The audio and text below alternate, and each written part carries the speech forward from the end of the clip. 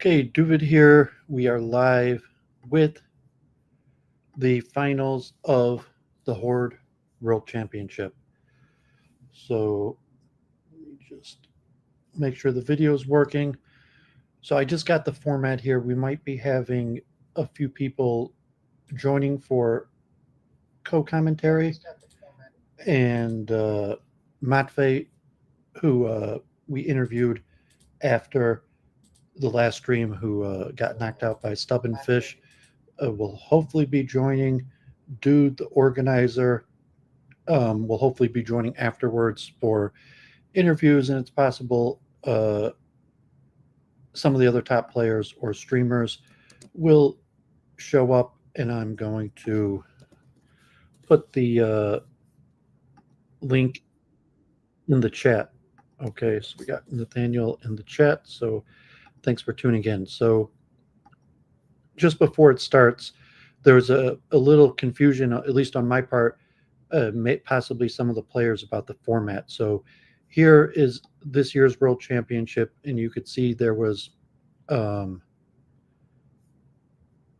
guess there was first a group stage, a preliminary of just 19 players. So there was a little bit of a knockout first, and then the final stage there was just 8 players in a double knockout. So in order to lose, you have to be knocked out twice. And so Horus now is undefeated, as where Stubenfisch has lost one match. So should Stubenfisch lose the match today, Horus will be champion. And should Horus lose the match today, then there will be another finals, because it's a double elimination and Horus remains undefeated. So I streamed Horde Coach versus Stubenfisch and was hoping for some new prep or interesting updates in the Rook Shuffle. Unfortunately, that we were a little disappointed with that, where Horde Coach you had probably been a little bit relatively out of practice, and didn't really have any new lines, and even had slightly messed up known lines from years ago. But Stubenfisch went on to win that. And okay, so we got Horus just playing a preparation match that'll be starting soon. So let me just finish the opening bracket. The match should start in about 5 minutes. So Matvei had knocked out Stubenfisch 7-1. It's possible that it was like a bad day. Stubenfisch wasn't feeling well, as possibly Stubenfisch was the favorite in this match. And then he came back to beat Matvei relatively decisively, 6.5 to 2.5, which I streamed that match, and we interviewed Matvei after, although Matvei definitely had his chances, and it could have been closer.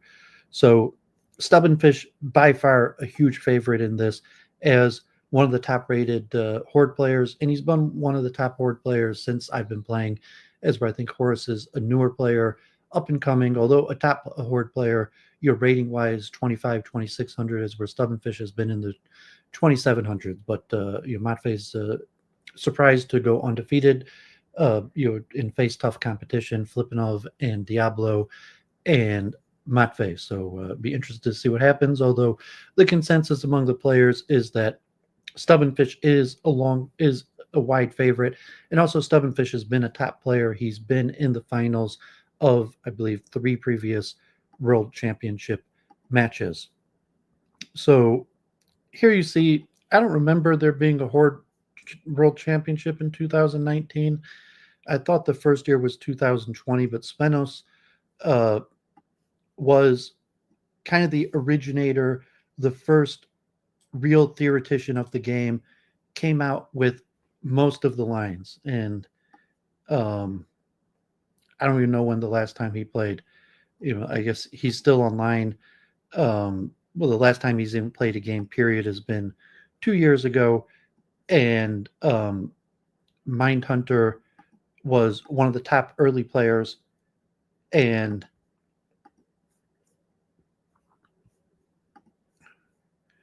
ended up beating Spenos. But Spenos was like the first theoretician who determined what the best lines are and the best strategy.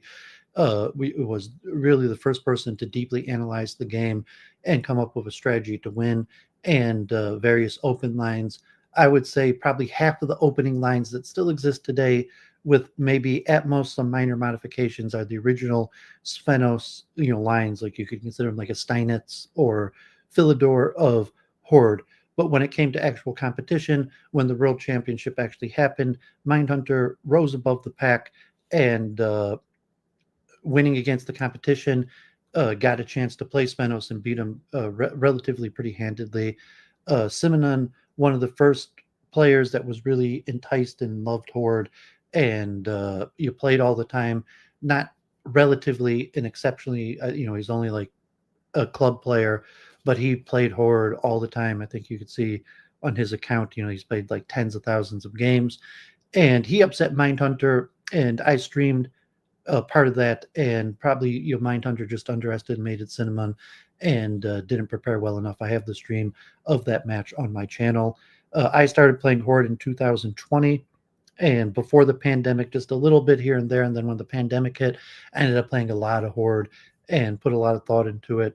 And I was constantly, um, you could constantly find me playing, and he was in the house Discord for a while, speaking with some of the other players, and eventually, even downloaded multi-ara to run some lines and work with more chess. Originally with multi-ara, trying to do opening preparation, and that changed a little bit of the game from Spenos. So, I mean, you had Stockfish, but Stockfish had some issues with opening prep. Until today, Stockfish is relatively weak in opening prep. Opening book, if you're trying to learn Horde, I would say opening book is more useful than Stockfish opening. And if you want to seriously study the openings, and there are probably other software available also, but multi-ara that use the Alpha Zero Monte Carlo simulation was the best. And I'd say More Chess was the who unfortunately had um, issues with following the rules or disputes with other players, but had played in multiple championship. And he was also just a club player, but like Cinnamon, but really studied the game and advanced the game through practice and videos and training, and is still well known among the top players, although unfortunately has had issues. So Mindhunter came back, and then really being at the top of the game. I'll mention a few other players. There was Ray Holt, who a top player from Canada, who was near the top. He played in some championships and was top 5 player, maybe top 3 player. And then there was also Katask, A Wonder Liang, who at that point was anonymous. And since he revealed himself to be A Wonder Liang for the Bughouse Championship, I don't think plays Horde. He might play game here and there. But how good he was in match play, he never played in one of the Horde World Championship, although his rating was always quite high. And it's possible he would have been up there, and he worked together like, Katask, Grandmaster A Wonder Liang at that point would have been just an international master, maybe even started playing Horde before he was even an international master, played thousands of games of Horde, and worked together with some of the theoreticians. But it's unclear how good he is. Like I was talking with Matvei the other day, there are a lot of other anonymous players that are extremely good, that are right up there, questionable. Like Mindhunter always remained anonymous. Cinnamon and Stubenfisch are anonymous. They've showed their face on stream. There's probably little cliques of players that know each other, maybe even gotten together as friends, but are still largely anonymous player. Horde coach. So almost all the top players are anonymous to some level. However, a lot of the top players are complete mysteries. No one has any clue who they are. And you see people opening and shutting accounts, and not even knowing like a region or anything about them. So in terms of the World Championship, the question, okay, this is the World Championship, but you have to avow yourself to the process and play by the rules. You're just like Magnus Carlsen. Maybe he's the best player in the world, but he didn't want to avow himself to the system and play by the rules. So the World Championship went to Ding Liren. So similar in Horde, to say, well, is there someone else out there that's really better than these other players? It's possible, but they weren't willing to avow themselves to the system and play by the rules. Okay, so it is 11 o'clock, and Dude, the organizer, doesn't look like um, it doesn't look like Lee Chess will be promoting this video. So the match has officially started. And I spoke to a handful of people that were thinking of coming on, and they didn't. So Horus here playing mainline variation, trading off the E pawn and A5, going for the immediate breakthrough on the queen side, and playing. We'll do a post-mortem analysis. Bishop b6 is also a known move.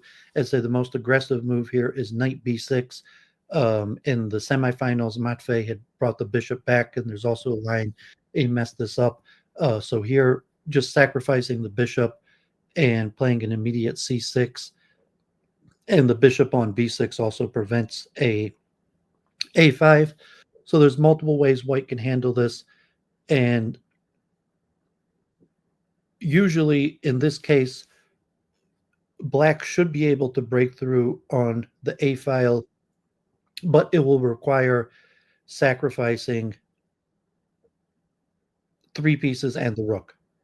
So, like if he takes c6 and then there's a trade and takes c6 or the knight, he could use the knight instead of the bishop, or he could switch plans and thin out the d file. So this is a different preparation line where instead of said like instead of bringing the knight there, he could have traded on c6 and tried to capture up the c pawn and then bring the bishop to d7 and sacrifice, and then it would have taken three pieces and the rook to break through on the a file. Knight e7 is also a good strategy. Mainly, the immediate threat is just taking the c pawn for nothing, as the d pawn can't take back as the d1. So Stubenfisch here either has to push his d pawn or trade, and there's an immediate threat on the d5 pawn. It's questionable whether he wants to play c4. If he plays something like d6, so it's interesting here. We'll look after uh, Matvei. Horus could have played bishop c6 because the pawn can't take because the queen, in order to immediately open up the file, but he plays queen a5 and rounds up the c pawn. He could also, so Matvei should be joining in a minute, and say like Matvei is a superior player to me, and we will see if we will see if he has any commentary on these lines. And so as I say that Matvei knows these lines better than me, and just played Stubenfisch. He played a various line. We'll see if we see Stubenfisch play a5, 1a5 to avoid these lines, or if we see these lines each game. So here,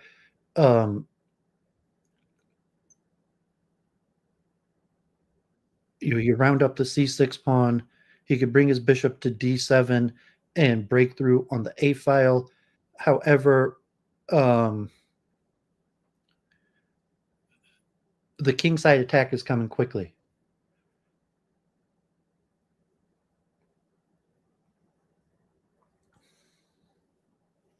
So it could be, and now Stubenfisch has very little time. So I think this opening worked out better for Stubenfisch than it should.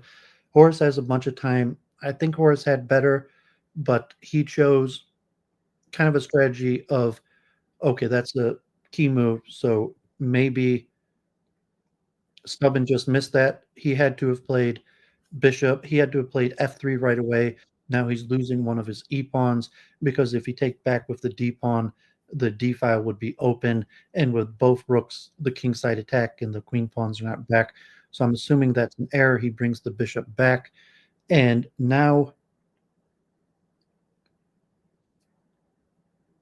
there are some difficulties here for Stubenfisch. For example, he could bring, okay,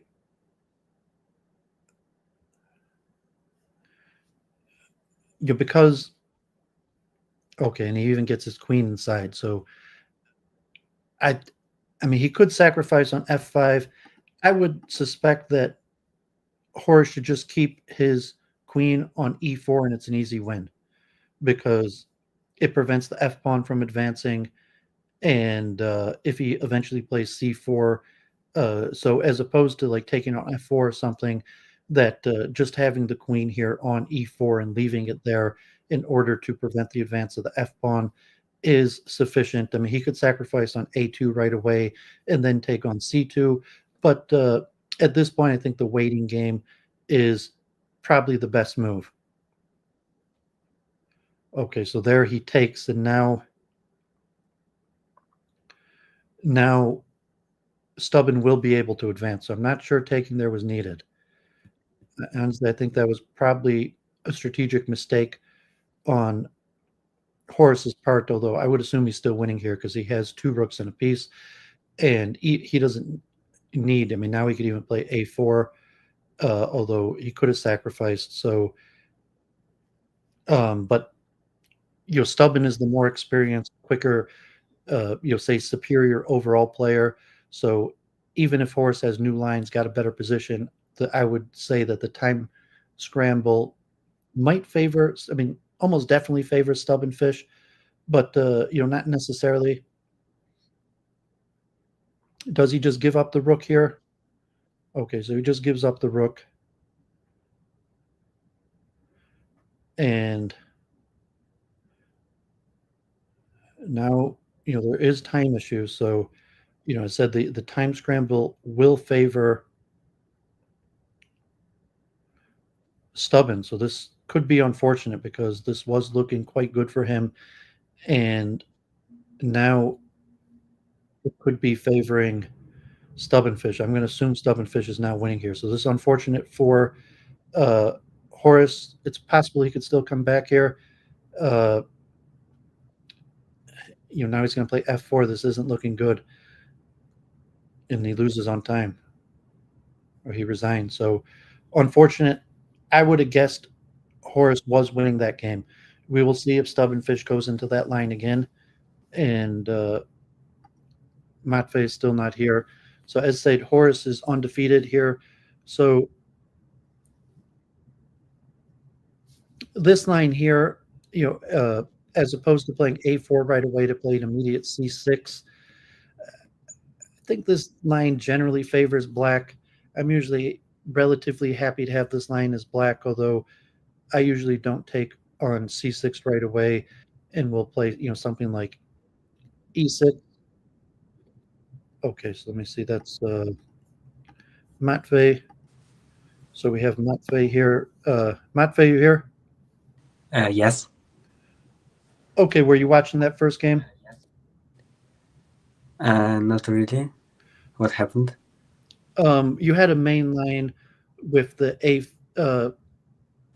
a5 trading off the e pawn, knight b6, and where he captured on f5, where Stubben sacrificed the pawn on f5, but instead of like either bringing the knight to b6 immediately or the bishop back to c8, Matvei brought the bishop to b6, which is also a known line, and I think he had a winning game. He definitely had a winning game. He had a huge time advantage, but then in time pressure or he messed it up. We'll look at the post-mortem, but Stubben went on to win. Okay. And here I see they played this d5, d6 opening. Yeah, just the play through the immediate c6 push that often. Okay, so I see white took f takes e6, which is interesting. Yeah, this basically allows penetration, although in this case, it's past move 20, and black will only have one remaining bishop. So, I'm not sure if Stubenfisch just reworks the queen to the a file and penetrates with or. Oh, this is interesting because he wants to take with the bishop on a2, and this is an easier infiltration.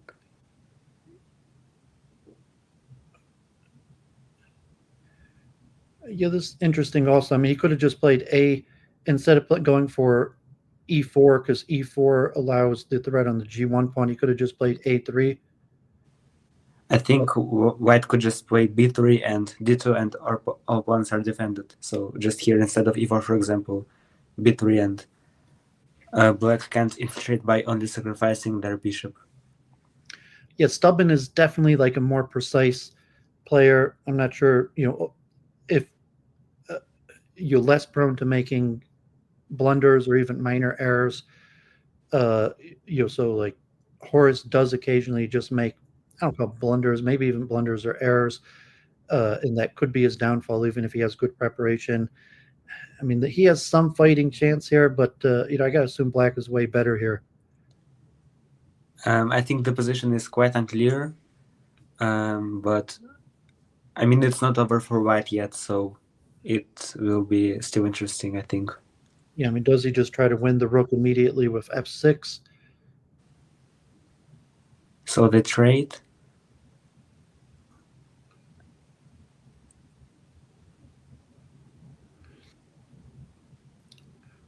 Okay, so he could preserve the e pawn. I mean, he has e5, and he'll be able to preserve I his don't e think pawn with rook e3. d1 makes sense. This move seems weird to me because why not just take the pawn? Oh wait, oh there was a pawn on d1. Oh sorry, I missed that. He didn't have a choice, but so yeah, I mean, he almost has to preserve the e pawn. And now black may not have time to take on f2. So it's a question: I mean, black could technically take f2, and if he pushes e6 right away, e7 right away, they could have took on e3. But now you might have a threat of g5 in order to stop the queen. Yes, probably. And so yeah, he has to bring. Okay, so he goes back, and So he probably now white has to go cannot for advance d5. if they control the d5 square. So I think Horus is trying to go d5, then e4, e5, and push with d6 or f6. Yeah, so maybe c3 here.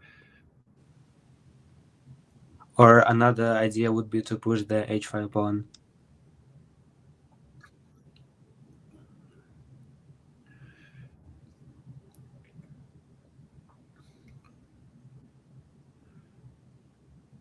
The rook is very slow at getting pawns from behind him. True. And you could also, the pawns, I mean, sometimes you could trick the queen, you could outmaneuver the queen from behind with pawn moves and make it so the queen will take 2 or 3 moves to remaneuver to take hanging pawns, but the rook is often very easily frustrated. So and now Stubben's time is ticking down. I mean, so Horus has his chances here. So he can't find anything better. He just starts gobbling the pawns. Does he take immediately on c5? And I assume he almost has to take on c5, and then we'll see e4 and e4, and he said f3 immediately because yeah, f3 he can't afford to take on d5. And I think that doesn't work because I think d7. So I think this will be winning unless he could sacrifice the queen for the pawns, and the rook will be enough to stop the remaining pawns. So he has to play something like queen e6 and then sacrifice, and he resigns. I'm not sure if he could have tried, just waiting for the. I mean, he's not even going to be able to sacrifice the queen there. So, yeah, Horus played that correctly, even preventing the possibility of the queen sack. So, props to Horus coming back this game. Now, maybe we'll see the same line and as last time. So, Stubben goes for something else. This is known theory. Oh, h6 is weird because like usually players just trade on f6 with the knight. Yeah, I mean, there's different lines. So, I think more chess had analyzed a holding pattern that seems to be winning in this variation. It had some sort of weird structure. I'm not familiar if you're familiar with Moore's holding pattern setup against the f6 line. No, I do know this, but h6 is very aggressive, which kind of fits Horus' playstyle, but I think like Stubenfisch would have taken on f6, so this is like more of a safe and like widely considered option. Although could So be here playing to Black wants to infiltrate on the king side with moves like knight d7 and then trading on f6 or g5. But white will have a strong counterattack. and just mention it could be Horus.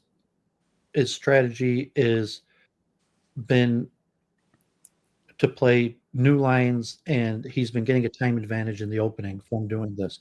So even if these lines may not be the best, they could just be lines that Stubenfisch isn't familiar with, and Yeah. therefore is allowing him to get a time advantage. Oh, I think Black should have played bishop takes e5 and then take the pawn on g5, because now you can't really infiltrate because of h5. Okay, he takes like this. This also makes sense. What move here? I think I would have taken with the bishop on e5 when the pawn was on h3, so like a few moves back. Yeah, here bishop takes e5. I would have done that, probably. Yeah, so I mean, you could see from the time it could be Horus's strategy. Maybe he prepared these lines and he knows in advance. Yeah. Or Oh, he sacrifices on f4. Yeah, this is very aggressive. So now both pawns on g4 and f4 are hanging, and Stubenfisch can't defend them. So f5, now Black just takes on g5. And I think Black should go knight d7, knight f6, and then capture the h5 pawn, and then just infiltrate by sacrificing the rook. And in the endgame, I think white pawns aren't advanced enough, but Black doesn't have a pawn on the c file, so this will be still challenging, I think.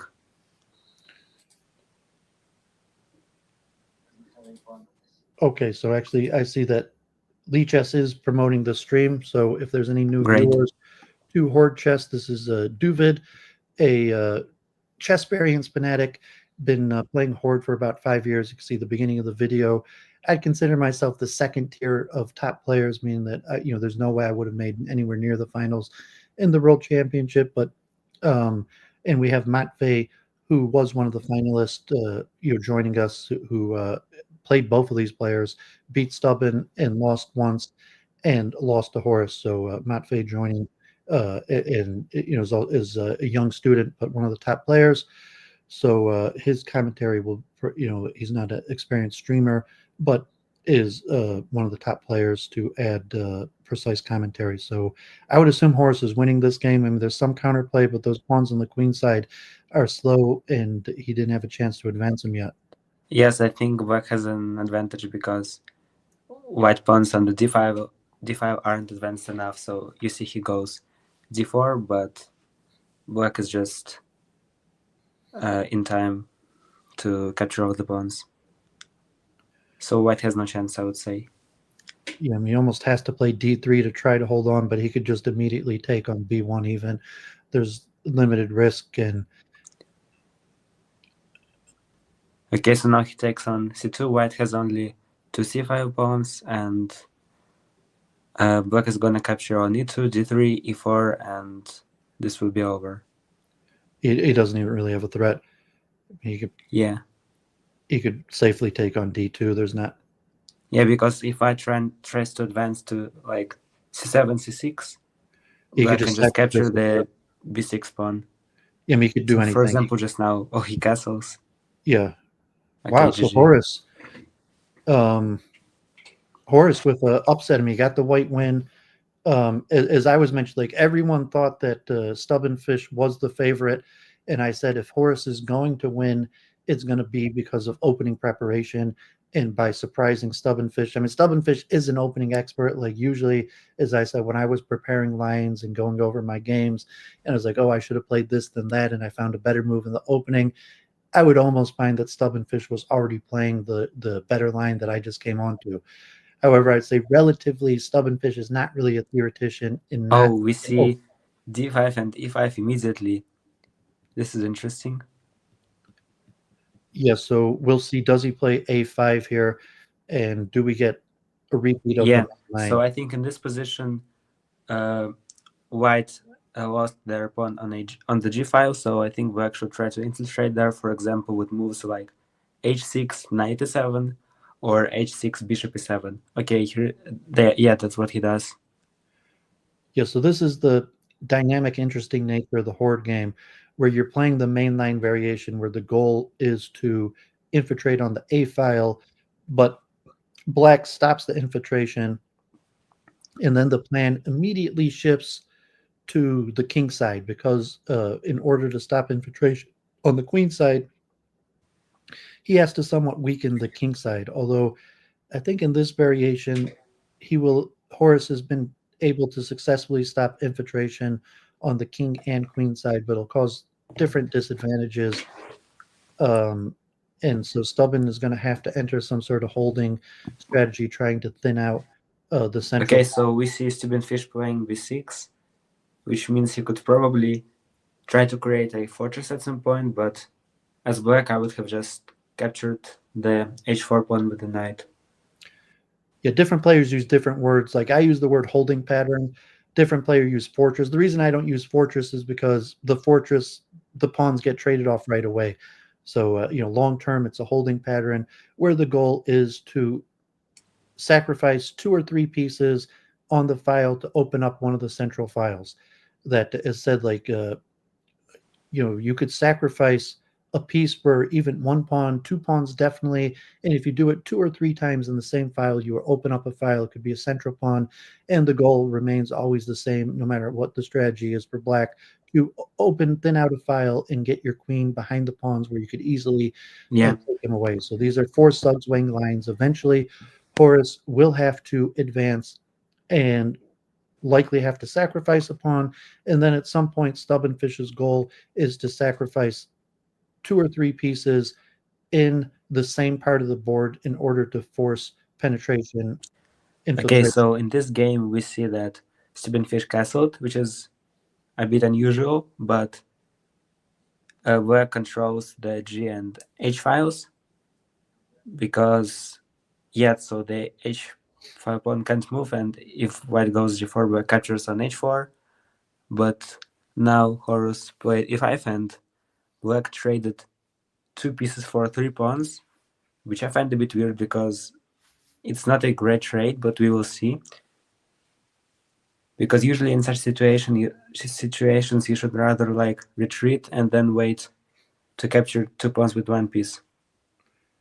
Yeah, and just to switch to, as said, like the most straightforward strategy is to open the A file, the second most the H file, but casting here is then saying, well, the F file, to have the rook on the F file, to slowly advance on the E file, helping thinning the E file, and the chance of advancing. The problem with advancing pawns on the A or H file is that by doing it, you weaken the defense of the G or B pawns. Okay, so I think this position could be better for white because black can't really stop white from advancing. So there is like no clear Zugzwang because they have only 1 pawn on the queen side, the a7 pawn, and they can't really control white pawns there. So white could just like push on the c file, on the d file, and if black trades a rook, the infiltration will be too strong, I think. Yeah, so as I mentioned, you could sacrifice a piece for 2 pawns or 1 pawn if it's on the same file. So in this case, Stubenfisch sacrificed all 4 of his pieces, but they're all in different points of the board. So therefore, yes, so still has I think 2 pawns in every file. And even if he sacrifices a rook, this looks extremely good because, like I mentioned, you have to sacrifice in order for black to penetrate, you have to sacrifice the pieces in the same area of the board. Sacrificing the pieces in different sections of the board will not lead to penetration. Okay, so we see in this game black isn't infiltrating, so he wants to capture on a4. If white goes a5, he just takes with the rook, and then the queen attacks the c3 pawn, and you can't stop that. So Horus pushes and now the trade, and I think if white manages to create like a good pawn chain, a very advanced pawn chain, they can win this. So for example, c6 and b7. Okay, so he goes d6. Now he has to go e3. So we can see this pawn chain from g1 to b6. And I think This could be better for white, but I'm not sure. Yeah, So black can't really I would like estimate this trade is the rook better on for the white. d6 square because white can go e5. And These pawns are just too quick for the queen to start nibbling yes, probably. the pawns behind. So you has to bring the king over. So I mean, there still might be a winning strategy for black here, but the normal strategy of just attacking the pawns from the base is just too slow. The queen can't get to g1 Yes, and take the true. pawns because the pawns are too And then quick. the queen, if Stubenfisch just moves back and forth, white will advance more and more pawns, so he won't stop that either. Okay, so now the king is preventing the advance of the pawn, so the queen could conceivably start, but he still is the a pawn, so so Stubben can't even start attacking the king side. And at this point, now Horus needs to create counterplay on the king side, and say two pawns on the seventh. From regular chess, two pawns on the seventh will, or even on the sixth rank, will beat a rook, and so the interesting strategy of bouncing back and forth between the king and the queen side. Um, it's not sure if the rook sacrifices right away. Uh, Okay, he does that, but white is able to play g5 here, so all the pawns are defended, and Horus is losing 3-1. Wow. And then he's playing with black, so technically black is better in Horde, so he can win this game, and it will be 4-1. yeah, let's see if we get a repeat of the first opening line where he played bishop to b6, and so these, like I say, I usually play knight to g6. Uh, Matvei had brought the bishop back to f8, which is probably technically the safest, most correct move. Any of these moves could lead to penetration on the queen side. The question is, how long does it take? And usually you're going to end up having to sacrifice your rook in three pieces, and then white will have counterplay on the king side. Okay, I'm back. I was interrupted. So what happened here? This is the exact same line, although last time I thought Horus played c6 right away. Oh, So but like here he this plays bishop queen e7 d6 instead. move isn't seen often because like black either goes back with the bishop to f8 or they um, like sacrifice their bishop and then go knight b6, or they go knight b6 with the bishop on c5 hanging. So I think this position might be better for white because black can't really infiltrate using only one piece. Okay, so now the knight on g8 can't do anything. Horus sacrifices it, and black cannot infiltrate only by like utilizing the bishop. Yeah, well, I mean, the bishop gets to d7, so if he could clear off or trade the pawn, the bishop on d7 will eventually sacrifice on a4 and infiltrate. Although at this point, even if he successfully infiltrates, um, it's slow. Like as a heuristic years ago, they used to say, I'm not sure if it was more chess or even back in Cinnamon before, in the original theory, that you want to infiltrate before move 20. By the And way, in this position, black can go queen d4 and attack both pawns on d1 and f6, but Horus goes for the inflation instead. yeah, so Okay, so this, for some reason, Stubenfisch captured a takes b5, and now black can just go rook a3 without sacrificing the bishop. I think that's strange. yeah, so, He should have taken with the c4 pawn. yeah, so as I said, he would have been able to infiltrate anyways, but that would have And again, in this cost the bishop. position, I think Horus missed queen d4 because, like, instead of sacrificing the rook, I think he could have played queen d4 again. Okay, so in this position, I think black should be better because they have this bishop and white pawns aren't advanced enough, so Horus should win this. Oh, Stubenfisch hangs the g5 pawn. Yeah, it's over. Oh, wow. Oh my god. Okay, everybody was predicting Stubben as the winner, and I said if Horus wins, it's going to be from opening preparation. And he has demonstrated this opening preparation. Yeah, so I think Stubenfisch wasn't familiar with this opening, so he messed it up. I mean, you could see they played, like, if you just look at Stubenfisch and Horus have played close to 400 games. Yes, but Where I think they've Stubenfisch, only played Bullet. yeah, where Stubenfisch has won 3 out of 4 games, but and some of those have been 2-2. Most of those have been bullet, and it's that Stubenfisch has been one of the top players. He was already 2,700 like 5 years ago. So Horus, went up through the ranks, and a lot of those games were, not Horus's current strength, but just like Matvei or something, who has Okay, red. so we see Stubenfisch going very aggressive here. So he sacrifices the bishop and then the knight, and then he's infiltrating like this. And this position is considered better for black, I think, but it can be challenging if two very strong players play this position. So it's a bit unclear Horus can still win this. Yeah, I'm not sure if he's supposed to take the knight here or if I there mean, was. you can't do anything. Like the knight will take on a5 then, so you're forced to. Yeah, so here you have about move 20. Sometimes these positions are easier to play for the pawns than the pieces, or it's easier to make a mistake for black than for white. Often it pays to just sacrifice the knight for one pawn right away, because the knight could cause you more problems than help, and you end up castling. Although so yes, Okay, that's what he does. Interesting. well, it's unclear. Like sometimes it's the knight is postpones the advance by the attacking f6. So I mean, there's a lot of play here. Like those pawns come quickly, and so he castles right away.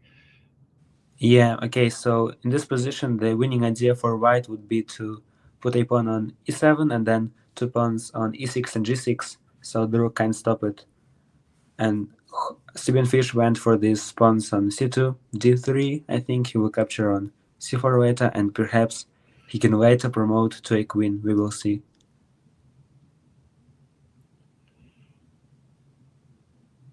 Okay, we have e7, but Stubenfisch can trade that pawn by playing rook e8 and then queen e4, I think. He instead goes for that. I've made this mistake in the past and seen from computer recommendation that the rook is just subject to attack. It's not actually good on e8. It's better away, although it depends on the position.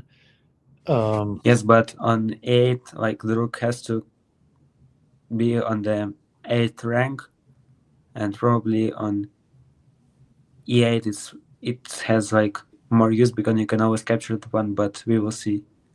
I Yes. think this position is better for black So if he just because keeps white the can't queen, advance the e3 pawn.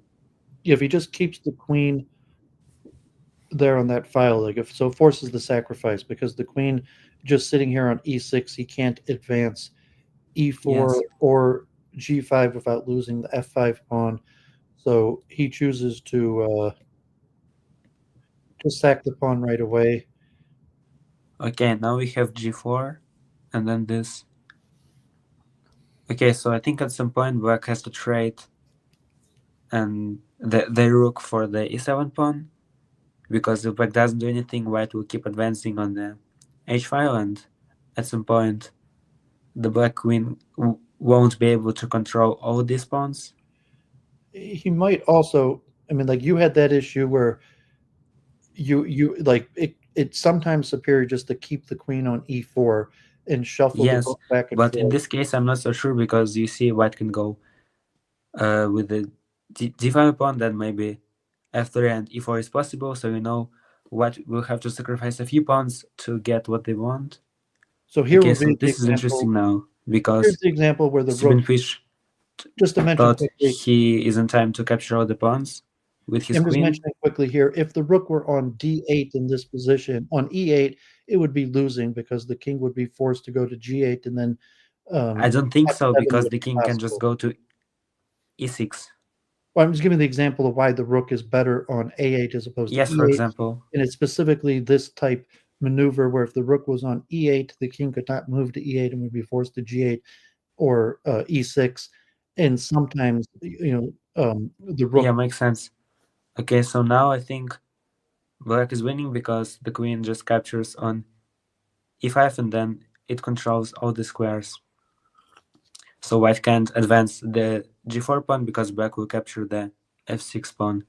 But there might be a stalemate because you see white has these 2 pawns on b4 and b5, but black should be able to capture all the pawns and then still have time to capture these pawns on the b file.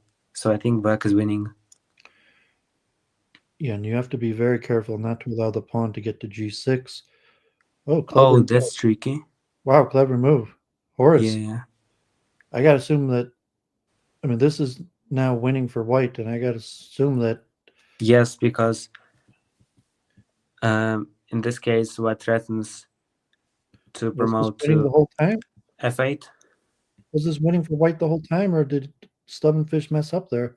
We can analyze now, like quickly, I think. I'll do the post-mortem, just keep it live because we got a Okay, lot of viewers. but Horus won with white again. And now he's only 2 games away from winning this. He goes bishop b6 again. Let's see if Stubenfisch can do anything here as white. Yeah, this is the line that they played in the first game that I thought Horus was better in, but Okay. fumbled. So you can clearly see this bishop b6 is some new idea because it hasn't been developed much, but eventually this gets transformed to some position I know. So like it's the same as the main line with 2 pieces sacrificed on c5 right away, but still this knight e7 c6 maneuver is strange to me. Yeah, I've seen bishop b6 before, even years ago. I mean, it's not one of the most common moves.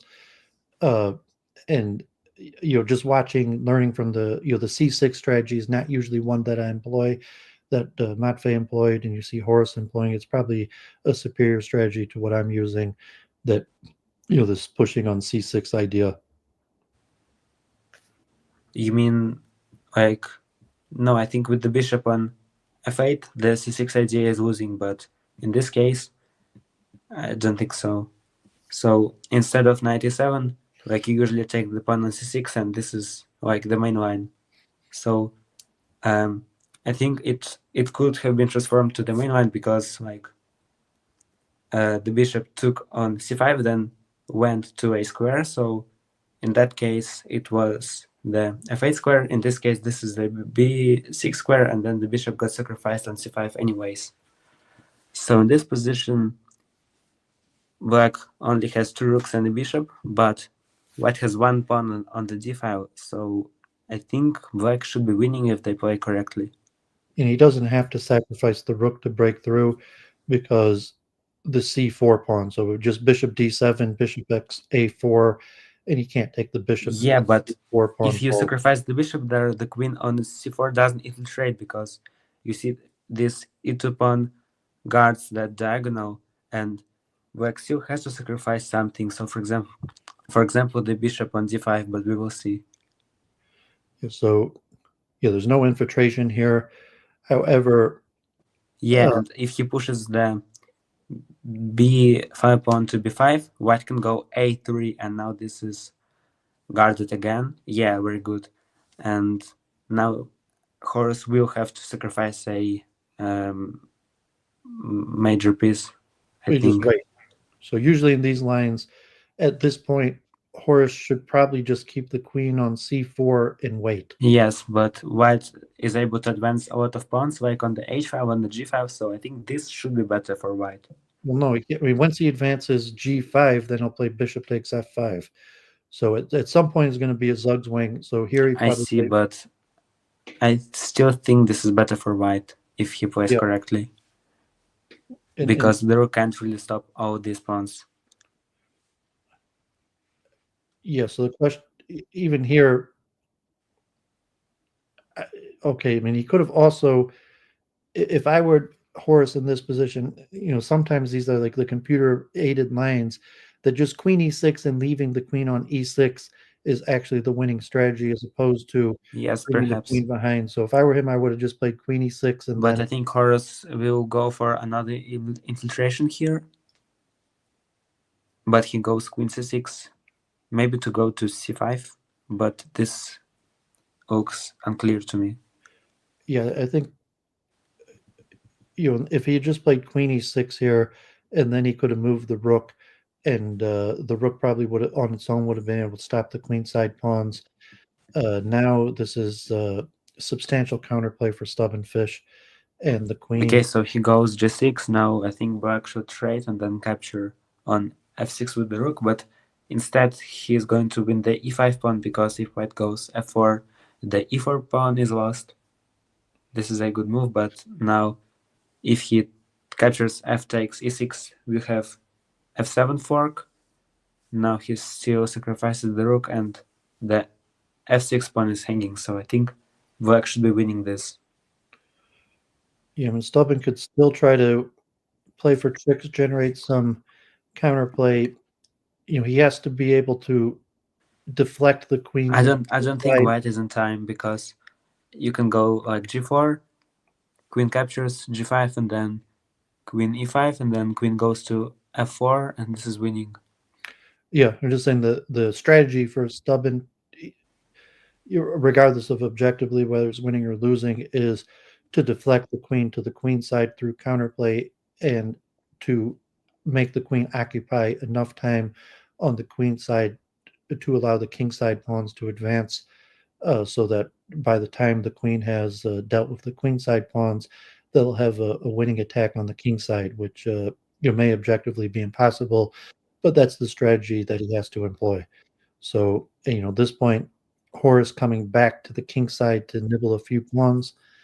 Yeah, so this is tricky, because white has also a counterattack on the queen side, but I think black queen is in time to stop that. Yeah, although, like I said, the time, so now the time that he has spent on the queen side has allowed counterplay. He could immediately play Queen f4 maybe. Okay, he goes for that. so Horus here not choosing to use his time to, he could have thought more and calculated, but instead he chose to keep the pressure on Stubenfisch, and now he just drops the e pawn. Not. Yeah, and this is winning for black, because you win the h6 pawn. Yes, GG. Okay, so this is a match point, I think. Horus is one game away from winning. Said if Horus wins this game, he will be the champion. Stubben not only has to win Yes, and 5 so games in a far, row, even if he wins they this, then played there'll 1 to be 6, another so I match. think Horus will win. Yeah, I'm just mentioning, So even if Stubbenfisch wins this match and comes back in this yeah, match, exactly. he still has to win another match after this. So this is looking extremely good for Horus. Yeah. So I Okay, didn't think there so was a single in this person who position, predicted we Horus see would win. Horus went for this d5, e5 again, and now to infiltrate here. In this position, black has to sacrifice a knight on c6, so like knight a7, and then knight goes to c6, white takes with the pawn, but then another knight recaptures. Yeah, or just So reworks the bishop from he f8 to maneuvered with the d8 bishop. is another strategy, just to Yeah, rework the so bishop from f8 to now d8. black will sacrifice 2 bishops, and then 2 knights will be left, and the This rook. actually looks good for Stubbenfisch, Yeah, I although think so. we'll have counterplay because the knight. I mean, he has to move okay, so he plays b5.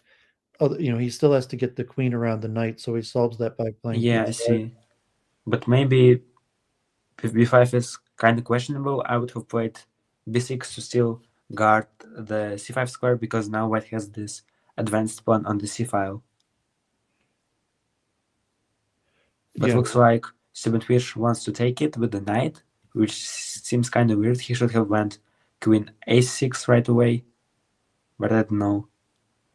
Oh, we have this a4 thing, so if black captures, white goes b4, a3, and then the file is closed. So Stubenfisch has to play a3 here, but after b3, the file is closed anyways. But then black will go for the b4 pawn. Okay, so instead they do this. White has one b5 pawn left. I think they should still infiltrate somehow. yeah, this looks pretty good for Stubbenfisch here. Like, I would say over 80%. He should get this game. And also, you could see he has a whole bunch of time. There were probably better ways he could have went about it, but he chose to you apply time pressure to Horus as opposed to use his time to find the best strategy.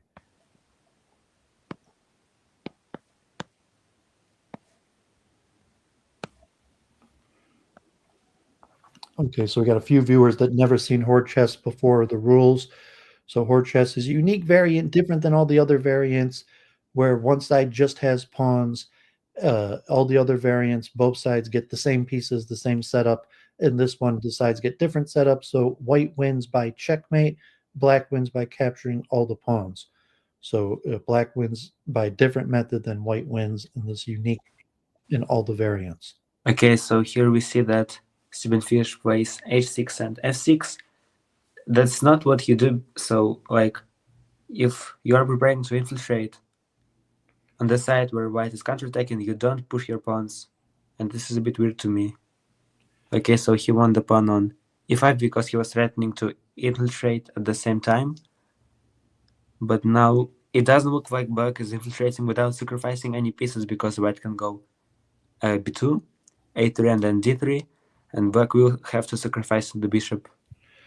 Yeah, and these are usually the type positions where you had the same issue. Like if you're going to go for it, just go for it right away, because the time of allowing white to advance the pawns on the king side, so like should he have tried, queen to a8 and then sacrificing the bishop on a4?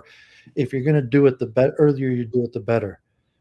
Okay, So so black could now infiltrate by sacrificing the bishop on f3, then queen h3. Interesting. yeah, so the knight is often a clumsy piece in stopping pawns, but he has a bunch of time. So the queen. Yeah, I'd say okay, play so this. the winning idea here for black is I think to go for this e1 pawn, then you capture all the pawns up to e3, but instead, yeah, that does make sense to me because you should go for this pawn standing on dark squares because white has this pawn chain on the dark squares, but Stubenfisch instead grabbed the g2 pawn for some reason. He should have went for h2 right away, I think, because now he doesn't have much time. Okay, now takes, and I think black is infiltrating. It's unfortunate. No, I no, mean, why? Yeah, white is promoting the queen. I even a mean, draw here this. wins. Yes, So Horus is winning here because. Oh no! What? How did he? He should have went queen g7 and then trade the queen because the rook couldn't stop those pawns. okay, Oh, yeah. So that's weird. Stubborn chose the time pressure strategy. Like he clearly did not play the best lines or the best moves, but I guess he felt that his best winning chance there was to force Horus into time pressure, and Yeah, Alyssa so wonder, basically and that Horus strategy hung his worked. queen. He should have went queen g7 and then escape with the queen, or perhaps trade the queen for the black one, and then he would still be winning, but he missed that. Now we have this old kind of main line. So basically, white went b6 to prevent infiltration. Now they trade pawns, and here white has 3 pawns on the d file, and perhaps black can try to infiltrate, or they should instead create a fortress. Yeah. So as opposed to sacrificing a pawn and trying to prevent the knight, this is the other strategy is sacrificing a pawn. Yes, and now white is able to close the a file, so you see basically there is no pawn on b4, so black has to take the pawn on a4 to try to infiltrate. Now this looks a bit too aggressive to me, but we will see. The danger here for white is the thinning d file. So even like taking the knight, Yeah, uh, and if he doesn't take the knight, then there could be the danger of the thinning c file. So even though the c file right now has 4 pawns, the e and d file have 3 pawns. Uh, you know the d file could very quickly be thinned to just 1 pawn, and the c file could very quickly be thinned to 2 pawns, or with the trades even 1 pawn. A breakthrough is unlikely. Does he take with So the he knight? takes the bishop. Yeah, so he takes with the knight. He takes the knight, and so Okay, so now black wants to go b4 with the pawn. White cannot take because then we will have knight takes c3, and then if black queen lands on c3, it attacks both pawns on e1 and a1. So black is infiltrating. So looks like white has to play c5, but then they will only have two d5 pawns if black captures with the knight, and then there is still this b4 idea by black. yeah, or I mean, yes. So the knight now is trapped and won't be able to get out to help out. So b4. That's the only strategy left to try for infiltration. I think white has to take on b4 because otherwise black captures on c3, and you can't recapture d takes c3 because you will only have one d5 pawn and black will capture it. And if you go b takes c3 as white, oh, I think that's a blunder. Damn, because yeah, again, you can't take with the b5 pawn. So basically Stubenfisch sacrifices this pawn. Okay, that's interesting. It's still going to have to sacrifice the rook to break through, but Yeah, you will have to sacrifice the rook, I think. so the question, like I said in the other game, like if you're going to sack to break through, you should do it right away. Usually waiting on it, allowing the kingside pawns to advance just hurts you. So Yeah, so either here he we just see plants the that. queen there and leaves it there, trying to slow the advance, or he just sacks right away. Okay, so Horus wants to take on b2 with the rook somehow, but Stubenfisch didn't allow that. So now the f3 pawn is attacked. He goes e4, but yeah, okay, so this is interesting because like white keeps pushing these pawns, and maybe Stubenfisch can somehow create a weakness in his position, but we will see. You could Here, also black can infiltrate by attacking the c2 pawn, but then I think the counterattack by white will be strong enough to secure the win. so these few fumbling moves around, if he had a way to do it right away. Yes, I think this fumbling moves around benefited white because now like they made more moves. d4. So okay, that's interesting. So he could play queen b6, and if white plays e3 to defend the d4 pawn, then the queen could come back. I'm not sure. I like queen b6 Oh, there. wait a minute. He wants to go queen a4 and then rook b8. Okay, that will So work we go also. queen a4, white has to go c2, and then you attack the b2 pawn with the rook. So now, okay, so by fumbling around or these waiting moves, they Wait, didn't he do it, didn't go for that. but Well, I he mean, could I have was broken expecting queen through. a4, rook b8. That's like the only way you infiltrate here. And then he also, that not only that, he would have infiltrated without sacking any material. Yeah, exactly. So I think now Horus might be panicking. If he doesn't infiltrate immediately, it's only white that makes progress, and like by each move, the white position is better and better. Well, you can't. I mean, it is a Zugzwang eventually. Uh, Yes, but no, I mean, there is no zigzag for white, not really. He's just advancing the pawns. Yeah, I think Horus should have infiltrated here. no, I mean, Oh, we have it is queen a Zugzwang c5. in the We sense have that no, no, d6 no. pawn will We had fall. queen c5. The f2 pawn is hanging, and then The e3, queen d6 pawn c4, falls here. infiltrating. I think they missed that. And this Okay, so still is now the Zugzwang. d5 pawn is hanging, I mean, and king takes black is f6. better, I think, in this position somehow. Yeah, because the e pawn can't advance without losing the d5 pawn. Yeah, yeah, yeah. Need to sacrifice. The knight prevents. So, just queen. I mean, you could have taken. Well, I mean, I was like almost sure the position was at the point better for white, but Stubenfisch made a mistake, I think. we'll do a full post-mortem on the games afterwards. I said that, like it's just 2-2. Both sides are in time pressure. Yes, but I think like here there is only one f5 pawn left. Horus sacrifices his queen. I mean, He like definitely it's didn't not have the to, most but secure way to play it, but Black is still winning even after sacrificing the queen, I believe. yeah, I mean, I think he could have just taken on G3. Maybe he's being a little cheeky or whatever, just make it interesting the last game. This should Okay, so now be at some point Black has to capture the white pawn either on d6, which is better, or on e7. He probably wants to go like rook h6 or rook d2 and then capture on d6 with the rook. he doesn't have to worry about the G pawn. He didn't. I mean, he didn't even have to worry about the G pawn. He could have just taken Yeah, on well, G. I think this is winning for Black then. Yeah, so you see he takes, and now this is over. Wow. Okay, no one was expecting this, so I will send the link to Horus and I think to Stubenfisch too. I will send it to Stubenfisch. I think they both had said they do an interview, and also I think Dude.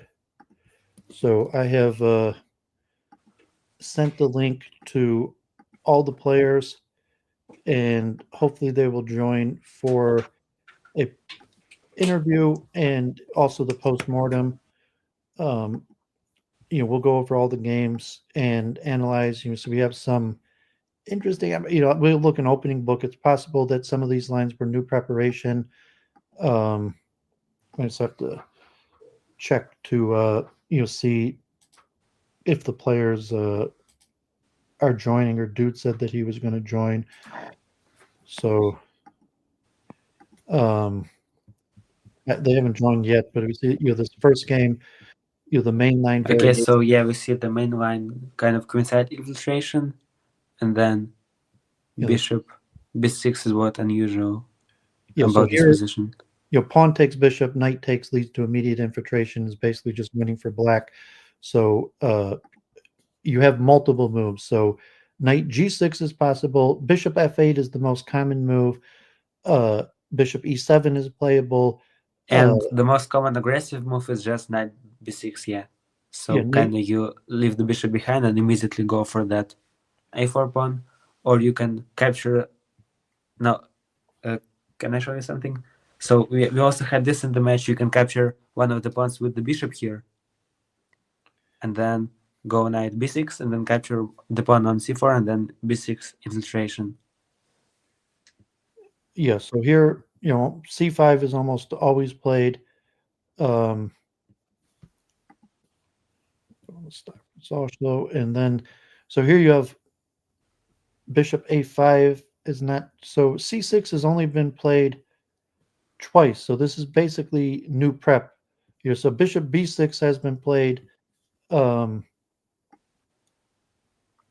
multiple times. Horde coach, I think so I mean, it's not a fully new move, but it's not one of the more common moves. And then you hear c6, um, basically new prep. I mean, you see Stubenfish has had this line before 2 years ago against Hode come in and tried.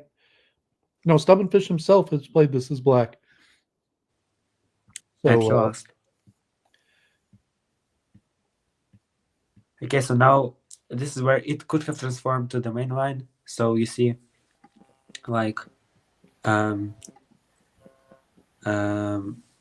instead of knight a7, you could have taken on c6, and this is like the main line with the bishop f8, and then both pieces get sacrificed on c5.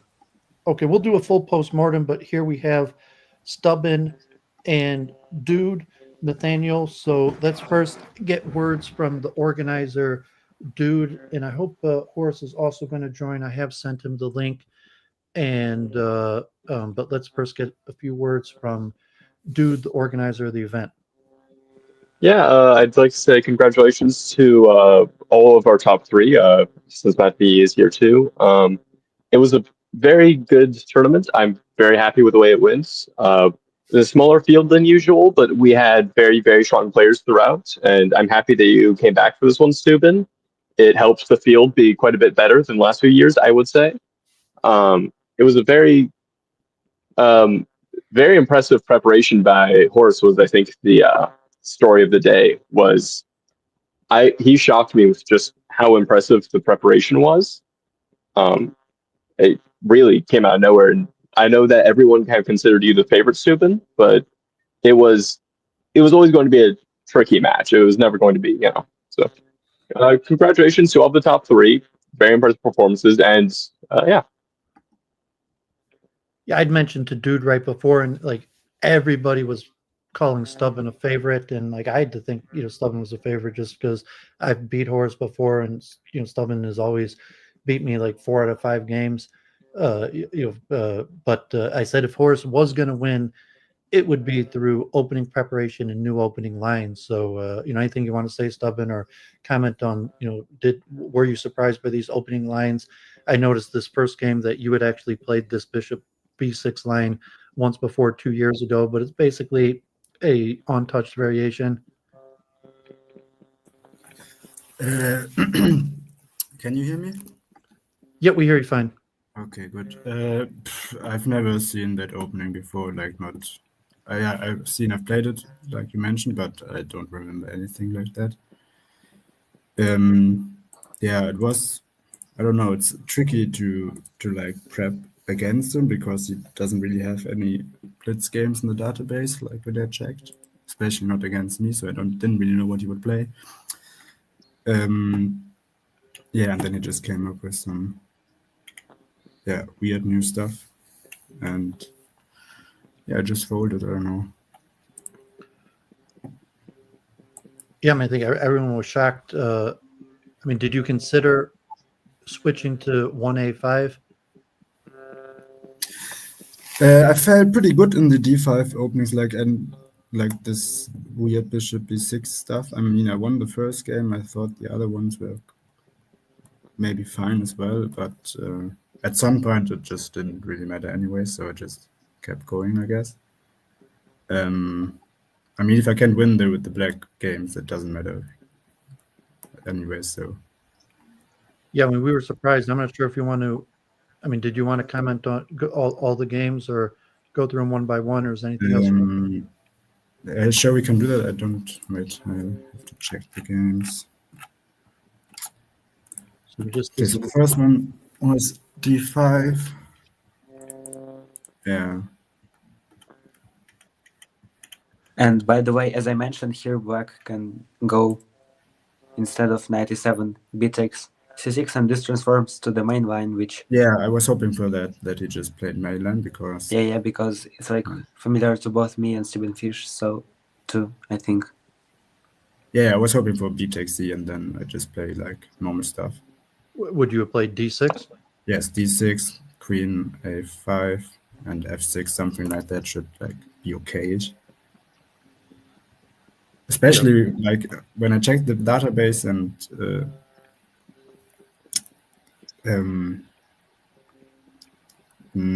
he like doesn't have many games in these lines, so I almost don't know if he knows them. But okay, this is the very first time this is played. I mean, it could be someone like maybe on his own he's running the engine, maybe someone like More Chess or someone else decided to help him out and gave him these lines. I sent. Oh, okay. We have Horus here. So Horus, congratulations. Thanks for joining. Thank you, David. I guess everyone's impressed. Nobody I spoke to thought you were a favorite to win, but you did it. You won. You beat everybody. You were undefeated. Congratulations. Hopefully you give us some commentary on prep. Did you prep alone? Did you download some special engine? Did someone help you with these lines? I mean, just you're playing new lines that no one's ever played before. Well, first of all, thank you guys. It was, I think, my third Horde World Championship, and this year I did my best, I think. Thanks to Stubenfisch. I think he's here. Yeah, thank you, Stuben.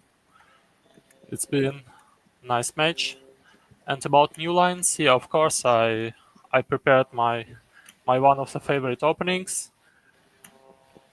You want to reveal how you prepared? Was it someone working with you, or did you download like a multi-hour or a different engine? I just used an engine. And I checked last games of Stuben. He played 2 or 3 days ago with Tron Chain, like 100 matches. And I found some beautiful ideas from this match. Some of them were not used, but this opening, I mean, if it starts with d5, f6, d4, ef, take, a5, e4, d6, e6, knight d6, You see the position on the board. e4. Well, Horus, I have the okay. Yes, like I said, like Bishop right, sorry. b6 has been played before. I think I've even played it, but it's not really developed. And then Well, first of all, I didn't play this before. It's my first practice. Bishop b6 is one of 3 ideas. Bishop b6, bishop a7, or queen e7. yeah, I mean, it's only 1% in the opening base. So I mean, Bishop b6 is an obvious choice, but it's the least played. That's only been played 29 times. Stubenfisch has himself played it once before, and then I guess that c6, as opposed, knowing to play c6 as opposed to sacking the bishop right away, and then as Stubben had mentioned, he predicted that you would just play pawn takes pawn, and then he would be able to play d7. He wasn't suspecting knight e7 here. Yes, of course. I mean, in this position, white gets really weak center. And I get a wonderful position for me. So this was your prep. You had this position on the board before in preparation. Especially this nut. Can you go 2 moves back, please? Yes, I had this on my board. I was expecting here like CB or D2 or something like that.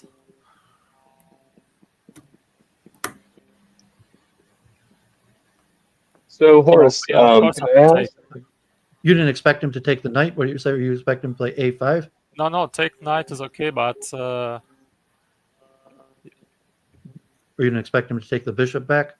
no, I say I wouldn't expect that he takes the bishop. Was someone else trying to say something? Yeah, I was going to ask Horus, how long did you spend preparing for this match, do you think? Like, how many hours about? Like 2 days. Nice. Yeah, I was complaining earlier in the match that there wasn't really new theory. Like Horde coach had kind of botched up his rook shuffle, and it wasn't anything new, and we hadn't really seen any new lines. So you're the one who provided us new lines, new preparation, and it led you to victory. Honestly said, I don't really like shuffle, and I'm happy that Stuben also doesn't like it. Because it's annoying and it's one of my weaknesses. Yes, I wasn't sure. I mean, obviously here you could bust open and double sack on the D file, or you go try to get penetration on the A file, or queen A5. Yes, so possible, but not enough material to continue the game. Yeah, but then you would have been sacrificing all your pieces here, and yeah, and you ended up losing this game. Extremely weak.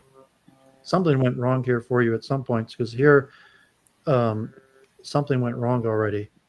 Yeah, I mean it's playable, but black have to be very careful and very powerful to hold this. Even if you check the engine, yeah, +2. Yes, I mean maybe. I mean here was just a mistake. Obviously, look. I mean, E2.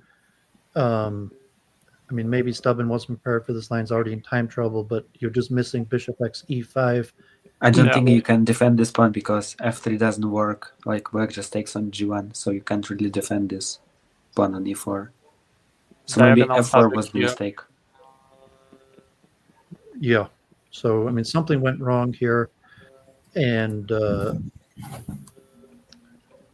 yeah, I didn't know your strategy. Like I felt maybe you were fumbling around a little bit in terms of you just pick a strategy and stick to it, but switching strategies just allows these pawns. So like now, I mean here just you have to play f3. Stubborn's already in time pressure, but once the queen gets to e4, it's in danger. And although you come back, like I would have just kept the pawn there. I would have just kept the queen there, but here taking on f4, I guess is fine. But it's possible you could have just left the queen there. Yeah, I mean, when I have in this position queen on e4 square, it's not necessary to sacrifice a rook. I mean, it's better useful in the defense. I have enough space, I can just shuffle and wait for his moves. Yeah, but sacrifice the f5 pawn, then he is able to get quite an attack, although I guess it didn't pay to sack the rook. I mean, like it was going quick, the time's down, and we were, me and Matvei, or this game was just me, but was questioning should you have just sacrificed the rook and allowed the fork. And at this point, the computer's saying that white is already better allowing it. You should have just played rook b8. And then Stubben's back in the game. And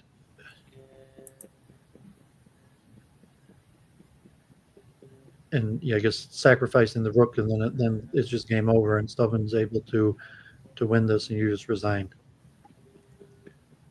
Okay, so surprising was your victories with white. I'm not sure. Did you prepare? No. Yeah, I mean, it's absolutely a typical opening. It's nothing special here. Yeah, I'm usually happy when I'm in black in this position, although I know Stubben, like I almost always would trade the a pawn first, or to go for e7, the double attack. So I'm not sure. I mean, were you happy to see that he played c6 here? Well, I don't know. Actually, I was trying to find a counter game on the king side as fast as possible. Well, is Stubben, are you still there? Yeah. Okay. I mean, were you happy in black in this position when he played an early c6? No, not really. Like I only played this because I didn't see a game where Horus has played this with white, like this exact line. So I just wanted to see if he knows the stuff. Because I don't think this is very good for black. Like it's very, in practice, it's get very hard. Like the pawns on the king side are just way too fast. It's an forced breakthrough, but it's always very tricky. So I just wanted to check if he knows the line. Okay, and then choosing knight d7 here. Yeah. But do you lose too much material and then just the FGH pawns are too fast. But if white doesn't know the exact line, I think it gets a bit more easier for black, but we played it good. Obviously, Horus is even, the more recommended move, bishop d7. Even Horus has had this position in black and played bishop d7. Yeah, that works too. Like knight d7 just keeps a piece on the board, but both are playable, I guess. Because now you have to sack both knights. Yeah, I think it doesn't generally matter because finally the knight, one of two knights, goes to b6. Yeah. Yeah, but with bishop d7, you would lose the bishop as well. Yeah, so in practice, these pawns are just way too powerful. I was just looking if you know the line. That's why I stopped playing d6 afterwards. Yeah, I mean, so it seemed here like you got to just do it, like queen a8 and bust through. But the computer likes that, but it just gets very, very, very hard for black. Like you make one wrong move and you're just completely lost. That's why I didn't play it. Yeah, I mean, but the more you delay it, the worse it's going to be. So like either. But I give him the chance to blunder. Like if I delay it, maybe he blunders something, and then I get an easier breakthrough. Like in this one where I can keep the rook. I thought that was pretty nice. Like that's better than losing the rook.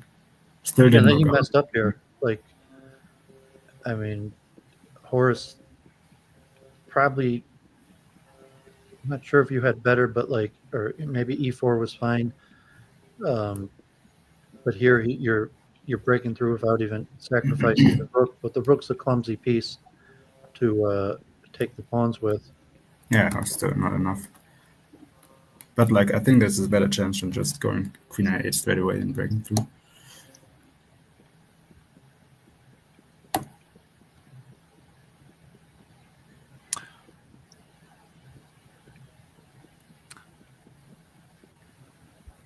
I think at this point this position is better for white because you can see even the engine thinks it's like above Yeah. 0. Actually, I wanted to ask Stuben why he didn't. He had a possibility like 10 moves back to enter with the queen, not with the rook. Where? Back, back, back. Yeah, take is okay. Mm-hmm. Take again. And now rook back. I would play exactly this. Yeah, I thought it was maybe too slow. But yeah, probably should have gone for that. I Of was course. thinking about it, but then I was like, maybe the rook is fast enough and then the queen gets involved afterwards. But you cannot control diagonals from the That's behind. true. Yeah, the rook's a very clumsy piece to capture the pawns from behind compared to the queen. So, I mean, I guess you had time to, like time control is also interesting because, certain games, Horus got way up in time, certain games, Stubenfisch got way up in time. This game, you both had a lot of time, for this period. And, I mean, I guess, these are very difficult positions to know the exact right moves, but at some point, it's just winning for white. At this point, there's no way to come back. I mean, if you had played f7 right away, Yeah, I was ready to sack the queen. I was I hoping mean, for it's just actually take. winning for black. So like, Yeah, I thought like f7 right away and the queen sack, the rook will be able to stop the pawns, but obviously Horus found the right move, playing f5. Yeah, so after this queen e6, you have to attack the queen, so the queen can't control e8 and f7 at the same time. And this is what f5 does. And then also Stubenfisch is down to just a few seconds. So, that was surprising. So, then now it's just 1-1, and now we get a different line. So here Stubenfisch chooses the f6 line, and Matvei was mentioning h6 here also. Not almost everyone plays gxf6 right away. D6. I mean, although h6 has been played many times, it's only 3% of the games, not a common line. Was this your preparation, Horace or Stubben? Were you surprised by h6?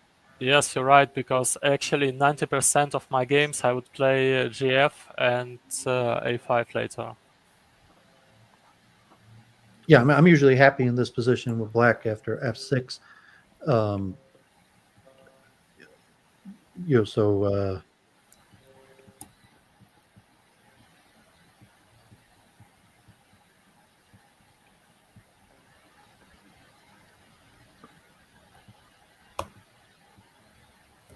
knight x e5.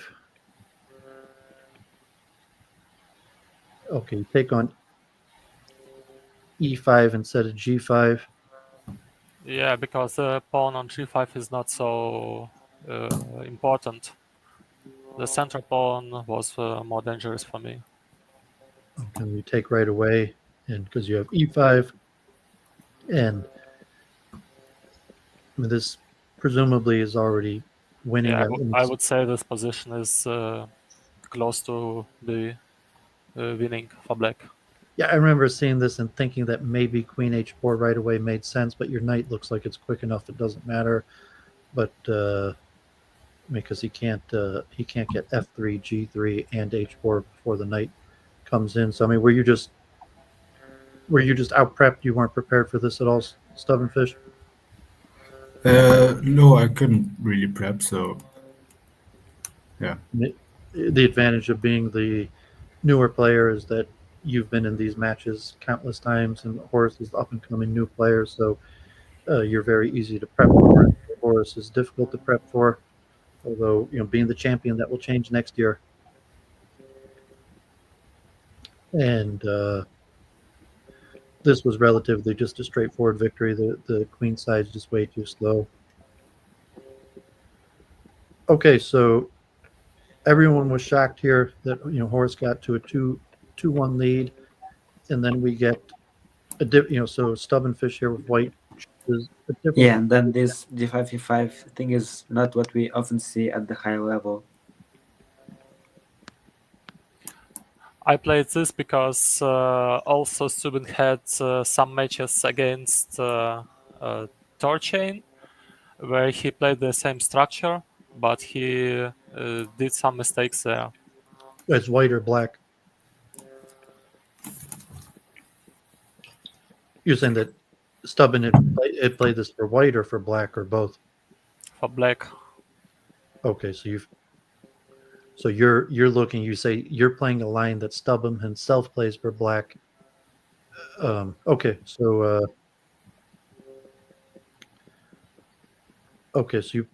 you played G3 here, G6. I think G6 is like the only way to prevent infiltration because black has this knight e7 or bishop e7 ideas.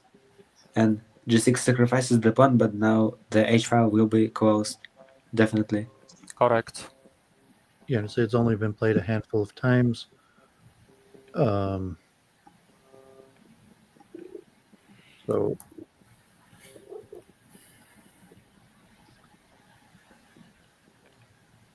I guess because these games are just 2-2, Stubenfisch, very difficult to immediately choose the correct strategy. So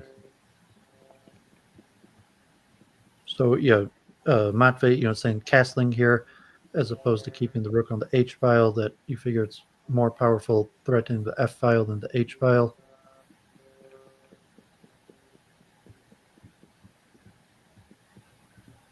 And here you see like white didn't sacrifice any pawns yet, and the engine already said it was like -1, -2, which is like a clear factor that black is way better in the position. But now it only says it's like 0. I wonder why. Yeah, so he chooses E5 right away. I mean, it's the most straightforward push. Yes, and then in this position I was surprised that Bishop black traded H3. 2 pieces for 3 pawns, because this is not what you usually do. So like you normally Did you see Bishop X put your H3 pieces there? back and then wait for a better moment.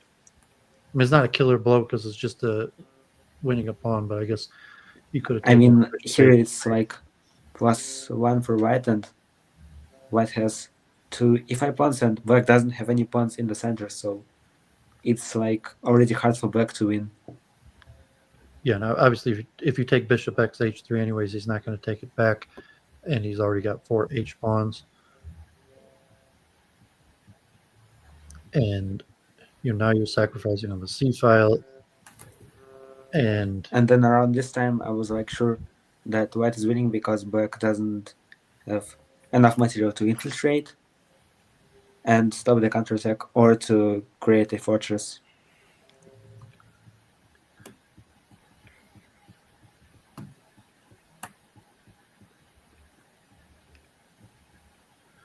yeah, so he's able to get the protected pawn chain, and although your tables have turned here, at some point something goes wrong for white.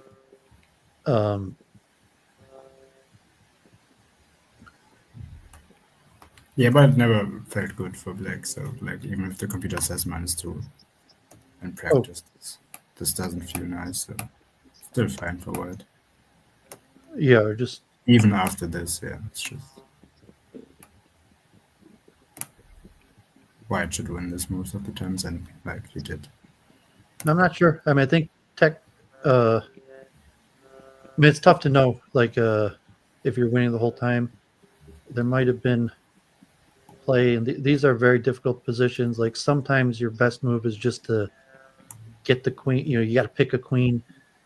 You pick the queen a spot and just leave it there. and hold. Yeah, but then the A pawn, B pawn are just you I can't mean, stop. such positions are very hard to win as black, even Yeah. if Stubenfisch says it's Very recommend easy this to one play because it's very white, easy but- to mess up. Yeah, a lot of times they're the only lines the defense is only the computer would see that your queen could just hold.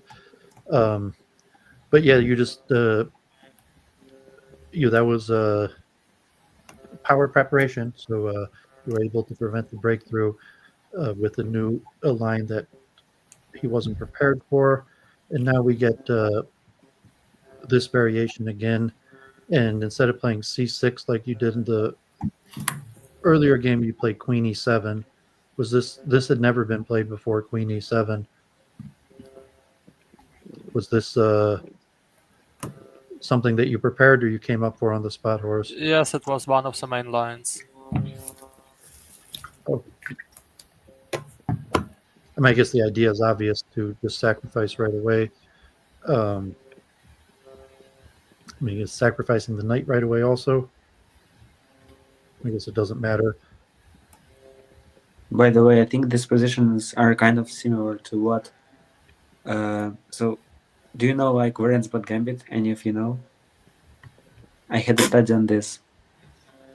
So this is like the opening where in this main one you sacrifice the bishop, but you don't sacrifice the knight right away on c5, and then you put your queen on e7, and then Yeah. there is some kind of line where you trade that knight on c5 the exact way as in this position, and then there are these c6, bishop d7 ideas, but like it's not the best thing to play as black in my opinion because there are better infiltrations. And here, Yeah, we like were in this surprised game, that I you was did curious why AXB you as didn't opposed to play CXB. queen d4 in a few moments. Like there were many chances to do this and win the pawn on f6. Yeah, I guess that's to you, Horus. If you thought just queen d4 and taking the f6 pawn, the f6 pawn is just not worth it. It's not worse, but I wanted to keep my queen on the c4, d4 squares. This is just not worth picking off the f6 pawn. I don't think though that the pawn is not worth it because when you play against an infiltration, you really want to capture as much pawns as possible and have as much space as possible on that side of the board. Maybe it didn't make a difference if you had played b takes, or if you missed that, if you played a takes, that he would just play rook a3 right away. Yeah, A takes was just like a reflex. I should have thought about that a bit longer. Yeah, I mean, just missing that, so rook a3 causes immediate penetration. B takes, he still probably would have penetrated, but maybe would have had to sacrifice the bishop or get a few more moves. And then here, okay, so this is just a blunder. I mean, it's still Can probably you scroll a black. few moves back? Yeah, I think like here you had this queen d4 again. I wonder if it works. Because like you still get to control that b2 a1 diagonal. So like you capture the pawn and the rook is not hanging. Yeah, I mean, it's interesting, but I mean, this seems fine. And then, as I just, yeah, that was just blunder. I mean, it's still, It doesn't really matter. now there's no counterplay or anything. Okay, so that was. I have a question. I have a question I'd like to ask for Horus.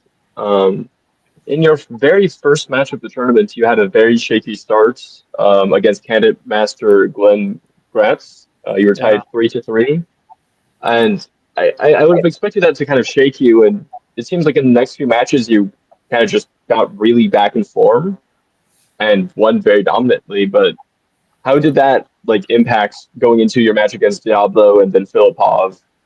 How did you manage to come back and then really kind of destroy them?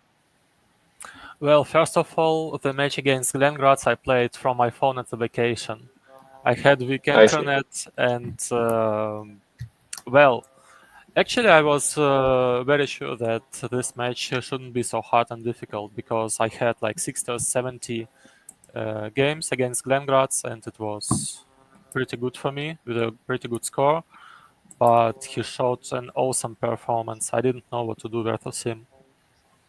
Yeah, I think he had one of the most standout performances out of anyone in the entire World Championship. I mean, he only had 2 matches, but that was just an astonishing match by him for his elo. But yeah, well done. I just wanted to ask that because it was a pretty shaky start, and then you won the next match 7-1 against Diablo, and then 7-2 against Filipov, which are both very, very impressive scores. Going into your match against Matt VE, how confident were you? Sorry, can you repeat the question, please? Yeah, because after that you had 2 very nice, strong matches against Matt VE. Were you feeling pretty confident in your chances, or did you feel pretty rough about them? Well, I was pretty sure against Diablo because we played also a lot of games, and Diablo is an opponent, and I know what to expect from him. And but Filipov, it's another guy. We have like, I don't know, not so much games, and he doesn't play a bullet. He prefers a long time control. I I don't have any. I don't have a lot of games versus him, and against Filipov I had to prepare. But I I think it was not so tough match against him. I had 7-3 or 7-4, I think.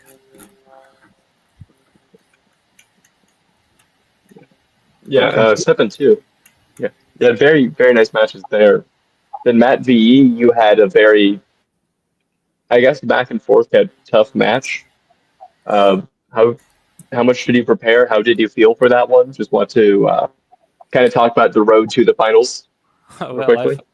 I had really bad feeling because Matvei played hot coach, I guess, and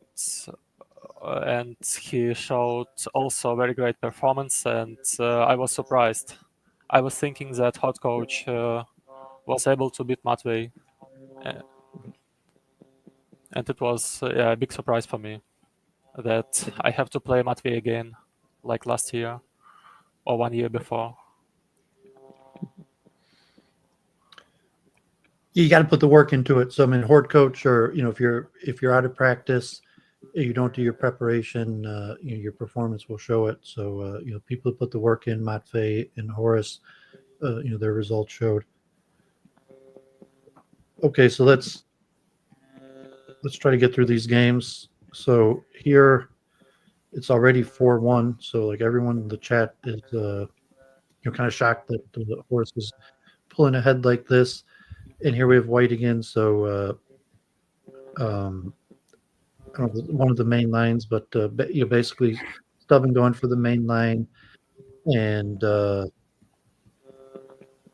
okay, so here he decides the immediate bishop takes b4, which is also not a common line. The bishop could just retreat, or there's knight b6. But going an immediate bishop takes b4. Was this preparation, or this something you had prepared in the Well, past? actually, it's one of popular lines for me because Barnes and Kiwi Coach likes to play this, and I Oh, know more or less this position. okay, so I mean, I guess the match is favoring Horus, so Stubben just trying something different, and Also, going. Reichhold played something like this. Yeah, so here also, and this should be. These are difficult to play for black, but this technically is probably just winning for black, but it's very difficult to know what to do, or I'm not quite sure about the sacrifice of knight. yeah, we were questioning that also, whether the sacrifice right away, and this game I think was really unclear because like me and Matvei just thought black was won, and then all of a sudden you had this win at the end. The question, okay, rook e8 or rook a8, which one's better? Sometimes the rook gets in your way on e8, sometimes it's better there. Um,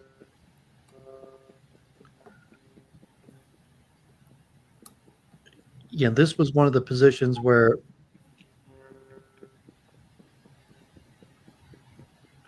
it appeared that from you might.